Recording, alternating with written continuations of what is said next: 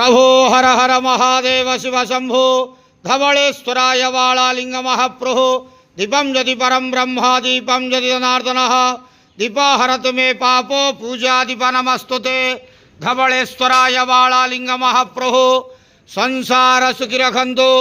आज फाल्गुन मास शुक्ल पक्ष फगु दशमी शुभ गुरुवार सुदुषा व्रतरे समस्त श्रद्धालु भक्त मानक आश्रीपद करंतु मनस्कामना पूर्ण करंतु कर्म क्षेत्र उन्नति करंतु ग्रहरिष्ट खंडन करंतु जगतर मंगल करंतु विश्वर कल्याण करंतु आपणकर नाम प्रकाश करंतु सेवकर डाक श्रवण करंतु समस्त गुआवसा भक्त मानकर मनस्कामना पूर्ण करंतु जो जो भक्त माने आपणक पाखरे मानसिक रखिछंती तांका मानसिक पूर्ण करंतु धवलेश्वराय वालालिंगाय नमो नमः।